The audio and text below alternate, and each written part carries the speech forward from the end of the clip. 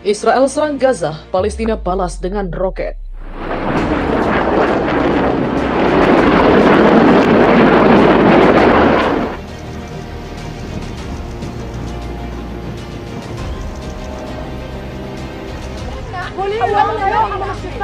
صرنا ننام طول النهار، نصحى طول الليل مترقبين، صرنا نودع حالنا ونودع أهلنا قبل ما ننام، لأنه بنخاف نصحى ما نكون موجودين.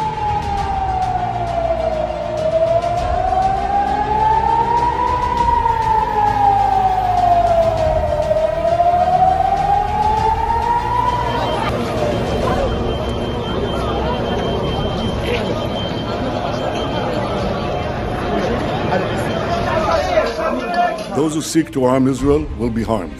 Those who kill our citizens will pay a heavy price. And those who fire on our cities and civilians will be held responsible for their actions. It may take time, but Israel will ultimately reach these terrorists. No one should doubt Israel's resolve to defend its citizens. If that is not clear today, it will become even clearer in the future. Israel will do whatever it has to do to protect our state and to protect our people. Militan Palestina di Gaza kembali melancarkan serangan roket ke Israel pada Sabtu 13 Mei dini hari setelah jet Israel mengebom target-target jihad Islam di daerah kantong itu. Mesir telah mencoba bermediasi gencatan senjata untuk menghentikan bentrokan yang sejauh ini sudah menewaskan 33 orang Palestina dan 1 orang Israel. Kekerasan itu merupakan buntut pecahnya konflik Israel dan Palestina yang sudah berlangsung lebih dari 1 tahun dan menewaskan lebih dari 140 orang Palestina dan lebih dari 19 warga Israel serta warga negara asing sejak Januari. Militer Israel yang mengatakan pihaknya menggempur pusat-pusat komando jihad Islam dan menembakkan roket dalam operasi dini hari. Beberapa jam kemudian, militan Gaza menembakkan roket-roket yang memicu sirine dan mengakibatkan warga Israel berlarian ke tempat-tempat perlindungan. Tidak ada laporan mengenai korban tewas. Sudah 6 komandan jihad tinggi Islam yang tewas sejak Selasa 9 Mei ketika pasukan Israel melancarkan sebuah serangan terhadap kelompok itu, di mana pihak Israel mengklaim kelompok itu berencana melakukan penyerangan.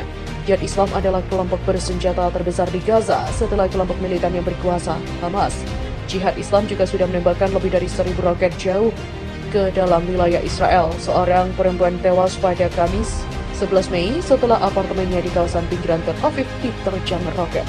Palestina meminta Indonesia dan komunitas internasional untuk mengambil langkah-langkah yang dibutuhkan guna membantu menghentikan pelanggaran HAM dan kejahatan perang yang dilakukan oleh Israel. Kedutaan Besar Palestina di Jakarta dalam sebuah pernyataan yang mengatakan pihaknya memohon kepada pemerintah Indonesia dan semua pendukung kebebasan Palestina di negara ini untuk mengintervensi dan mengaktifkan mekanisme hukum internasional.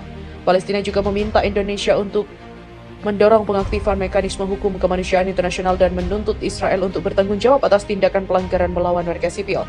Pernyataan itu disampaikan oleh Kedubes Palestina menjelang peringatan peristiwa Nakba yang jatuh pada 15 Mei.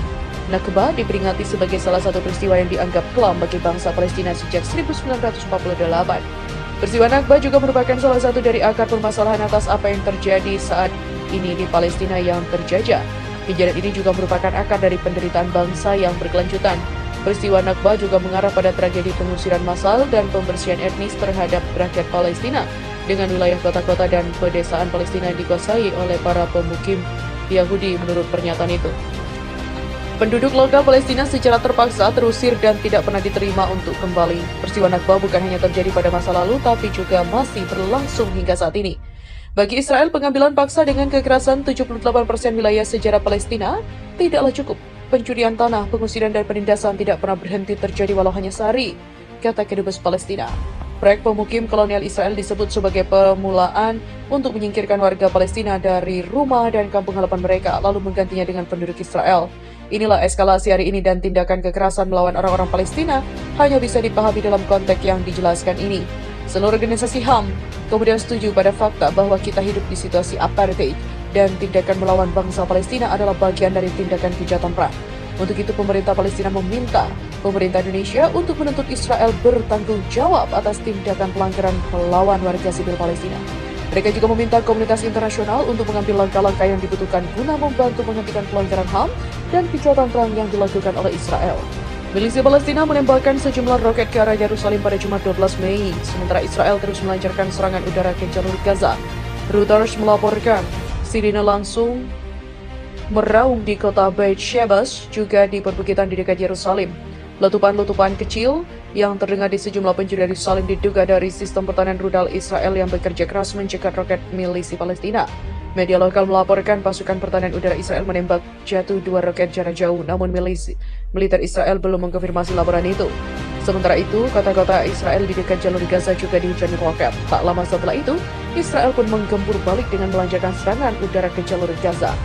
Saling serang ini merupakan pertikaian terbaru di tengah peningkatan ketegangan antara Israel dan milisi di jalur Gaza belakangan ini. Sejak awal pekan ini, Israel terus menggempur jalur Gaza. Dalam salah satu serangan, Israel menewaskan 3 komandan milisi Jihad Islam. Beberapa hari kemudian, Israel kembali unjuk kekuatan dan lagi-lagi merenggut nyawa satu pentolan Jihad Islam. Tak tinggal diam, Jihad Islam pun terus menggempur balik. Situasi di kawasan itu memang meningkat dalam beberapa bulan belakangan. Israel dan sejumlah milisi di jalur Gaza kerap saling serang karena berbagai isu. Salah satunya saat jamaah Masjid Al-Aqsa diserang bulan lalu. Setelah itu, milisi Palestina juga mengamuk karena kematian salah satu tokoh Jihad Islam, Kadir Adnan, yang meninggal dunia di tahanan Israel setelah mogok makan 87 hari. Warga di jalur Gaza pun sudah mempersiapkan diri untuk kondisi terburuk, salah satunya Mother Abdullah. Semua merasa takut dan warga sudah tak banyak berkeliaran di jalan. Kan ada perang, ada ketegangan dan ketakutan baik di sini maupun di sana. Demikian ujarnya kepada AFP.